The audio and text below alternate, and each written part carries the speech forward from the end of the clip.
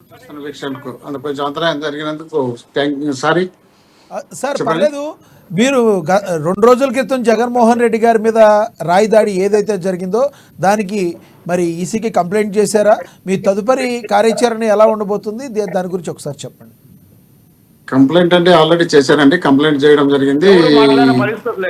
ఏది ఏమైనా కూడా ఏ రాజకీయ పార్టీ శ్రీనివాస్ గారు మీరు మళ్ళీ మాట్లాడతారు, కానీ మీరు కొంచెం లైన్లో వెయిట్ చేసి ఉండండి. మోహన్ రెడ్డి గారు మాట్లాడాక మీ దగ్గరికి వస్తాం. రాష్ట్రంలో ఎలక్షన్ ప్రచారం స్టార్ట్ అయినప్పటి నుండి ఎవరికి బుద్ధి పుడితే వాళ్ళ ఇష్టం వచ్చినట్టు వాళ్ళు ఎట్లా ప్రచార స్టైల్ ఎట్లుందంటే డైరెక్ట్ అధికార పార్టీ నాయకుడు ముఖ్యమంత్రి గారు ఈ రాష్ట్రానికి పెద్ద ద్రోహం చేసినారు. రాష్ట్రంలో ముఖ్యమంత్రి గారు చేసినటువంటి ద్రోహం కోలుకోలేని ద్రోహం చేసినట్టుంది. ముఖ్యమంత్రి గారిని దించడం అయితే ఏమో ముఖ్యమంత్రి గారిని దించడము అనేది ఒకవేళ మాట్లాడే విధంగా మాట్లాడితే పర్వాలేదు. అత్తపాతాలానికి తొక్కి వేస్తామని ఒకరంటే రాళ్లతో కొట్టండి అని ఒకరంటే రకరకాలుగా వాళ్ళు మాట్లాడే కార్యక్రమాలను చూస్తుంటే వాళ్ళే రెచ్చగొట్టి కార్యకర్తలను కొట్టే విధంగా వాళ్ళ ప్రవర్తన ఉంది. కాబట్టి వాళ్ళ కార్యకర్తలు వీళ్ళ నాయకులను చూసిన తర్వాత రెచ్చిపోయేదానికి ఇది మంచి ఒక ఆస్కారం. కాబట్టి ఇంకొక నాయకుడు ఆ పార్టీలో ఉన్నటువంటి జాతీయ ప్రధాన కార్యదర్శిగా ఉన్నటువంటి లోకేష్ గారు ఎన్ని కేసులు పెట్టించుకుంటే అన్ని మీకు మంచి పదవులు ఇస్తానని చెప్పినటువంటి నాయకులు ఇంత దిగజారిపోయి మాట్లాడేటప్పుడు, నాయకుడు ఆ విధంగా దిగజారిపోయినప్పుడు, నాయకుడు ప్రవర్తన ఆ విధంగా ఉన్నప్పుడు, నాయకుడు నడుచుకునే నడవడిక అన్నమాట, వాడు పుట్టినప్పటి నుండి సచ్చిందాక నడవడికను కూడా ప్రతి ఒక్క కార్యకర్త ప్రజలు గమనిస్తుంటారు. వాళ్ళ నడవడిక ఆ విధంగా ఉన్నప్పుడు, వాళ్ళకు ఒకరికి ఒకరు పొంతన లేనప్పుడు, వాళ్ళు మాట్లాడే తీరులో ఏమాత్రం ప్రజాస్వామ్యబద్ధంగా లేనప్పుడు వాళ్ళ కార్యకర్తలు ఎట్లా సక్రమంగా నడుచుకుంటారు? కార్యకర్తలు సక్రమంగా నడుచుకుంటే పరిస్థితి ఎట్లా? మోహన్ రెడ్డి గారు ఒకటి, మీరు పెద్దవాళ్ళు, మోహన్ రెడ్డి గారు పెద్దవాళ్ళు, మీ వ్యక్తిగతంగా చెప్పండి. మీరు కూడా సౌమ్యులే, తెలుసు మనకు కూడా. ఇప్పుడు ఏదన్నా ఒక ప్రాబ్లం జరిగింది అనుకోండి, ఆ ప్రాబ్లంని అక్కడితో ఆపేసినట్టు మాట్లాడితే ఒక పెద్దవాడిగా మనందరికీ కూడా ఎవరికైనా బాగుంటుంది. చిన్నవాళ్ళకి చెప్పేటప్పుడు, లేదంటే మనకున్న ఆపోజిట్ వాళ్ళకి చెప్పేటప్పుడు. గతంలో 1-2 నెలల క్రితం చంద్రబాబు నాయుడు గారి మీద ఒక రాయి పడినప్పుడు మీ మంత్రులు కొంతమంది ఎలా మాట్లాడారు సార్? అంటే మన అంబటి రాంబాబు గారు ఏంటి, లేదంటే కొడాలి నాని గారు ఏంటి, లేదంటే కన్నబాబు గారు, వీళ్ళందరూ ఏం మాట్లాడారు? ఒక గులకరాయి తగిలితే చచ్చిపోతాడా, పెట్ట తగిలితే పెట్టే సావదు, మనిషి అట్టా చచ్చిపోతాడు, నువ్వు చేసిన మోసం వలన, నువ్వు సరిగ్గా పాలించకపోవటం వలన రాయేశారు. కానీ ఎందుకు రాయేస్తారు? ప్రజలు మిమ్మల్ని అసహించుకుంటున్నారు కాబట్టి మీ మీద రాయేశారని మంత్రి స్థాయిలో ఉన్నవాళ్ళు అలా మాట్లాడితే తప్పే కదా సార్? ఆ రోజున మీరు కన్నా ఖండించుంటే దీన్ని, అంటే అధికారికంగా కొంతమంది మీరు అధికారికంగా ఖండించినప్పటికీ మంత్రి స్థాయిలో ఉన్నవాళ్ళు వీళ్ళు మాట్లాడుతూ ఎంతవరకు కరెక్టో, ఆ రోజున ప్రజల్లోకి ఏ రకంగా వెళ్తుంది? మరి ఈ రోజున అనడానికి లేకుండా పోయింది, చెప్పడానికి. బహుశా మీరు ఆ రోజున ఖండించుంటే ఈ రోజున జరిగేది కాదేమో కదా. డైరెక్ట్గా చెప్పండి మీరు దీన్ని. అంటే ఒక పార్టీ పరంగా కాకుండా వ్యక్తిగతంగా అడుగుతున్నాను మిమ్మల్ని నేను. మీరు మాట్లాడుతున్నటువంటి క్వశ్చన్ 100% పరిగణలోకి తీసుకోవాల్సిన క్వశ్చనే. కానీ మీరు దాంట్లోనే ఇంకోటి మీరు ఆలోచన చేయాల్సిన అవసరం ఉంది. అక్కడ చంద్రబాబు నాయుడు గారి మీద తిరుపతి ఎలక్షన్ అప్పుడు ఒక రాయి వేసినప్పుడు, ఆ రాయి వేసినటువంటి వ్యక్తి చంద్రబాబు వెంట పోయినాడు.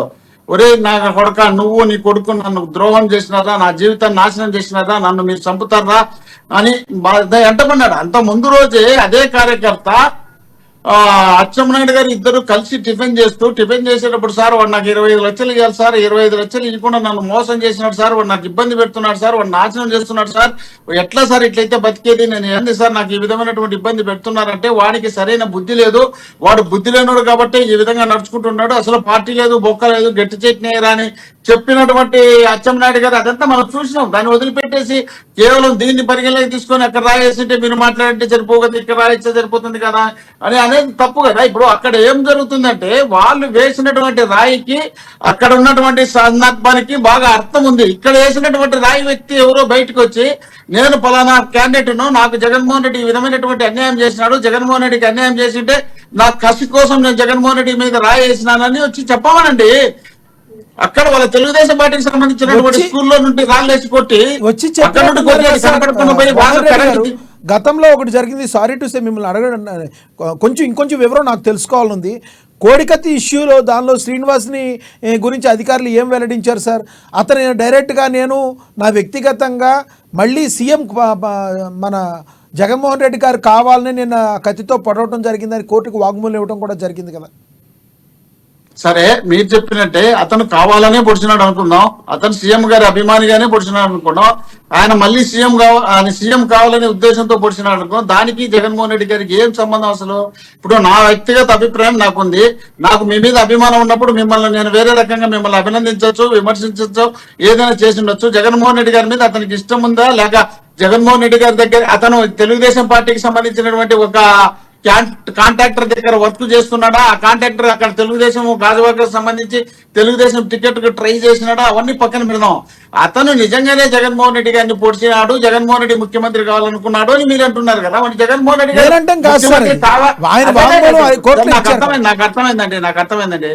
జగన్మోహన్ రెడ్డి గారు ముఖ్యమంత్రి కావాలని అతను పొడిచి ఉంటే మరి జగన్మోహన్ రెడ్డి సరే నన్ను పొడిచారో నాకు ముఖ్యమంత్రి కావాలని ఏమని చెప్పినడా?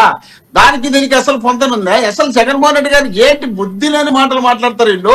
సానుభూతి కోసం రాయించుకుంటారు. ఎవడన్నా సానుభూతి కోసము ఇంత కొడితే బక్క హోల్ పడి బ్లడ్ వచ్చేట్టుగా కొడితే దాన్ని ఒకవేళ కనకర్తకి ఇక్కడ తగిలితే చనిపోతారు, ఇక్కడ తగిలితే కన్ను పోతుంది, ఏడొచ్చి కొట్టేట్టుగా గురి పెట్టి కొడతారని తెలుస్తుందా?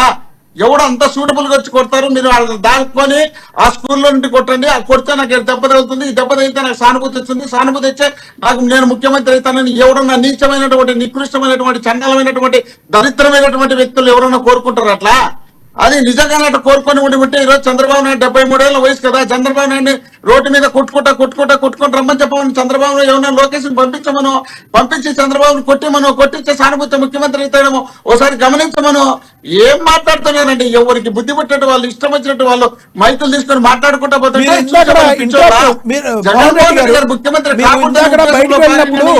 జనసేన అధికార ప్రతినిధి కీర్తన గారు మాట్లాడారు, ప్రభుత్వం వ్యతిరేకం ఉన్న వాళ్ళ మీదే రాయిపడే అవకాశం ఉంటుంది. ఇప్పుడు అంతకుముందు జగన్మోహన్ రెడ్డి గారు పాదయాత్ర 1000 కిలోమీటర్లు చేశారు. పాదయాత్ర ఆయన ఒక్కసారి కూడా ఆయనకి జరగలేదు, ఎందుకంటే ఆయన ప్రభుత్వంలో లేరు కాబట్టి. ఇప్పుడు ప్రభుత్వంలో ఉన్నారు కాబట్టి నచ్చక ఒకవేళ ఏమైనా చేసి ఉండొచ్చు కదా అన్నారు ఆవిడ. అప్పుడు మీరు లేరు, మీరు ఎలా రెస్పాండ్ అవుతారు?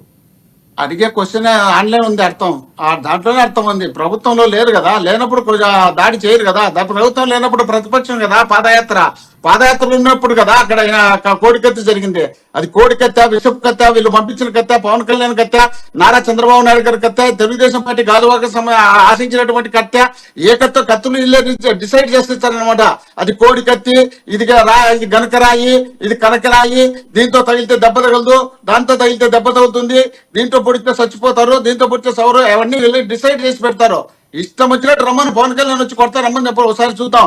ఆ కంటికి బట్టి కొడితే ఎట్లుంటుందో చూడమని చెప్పు.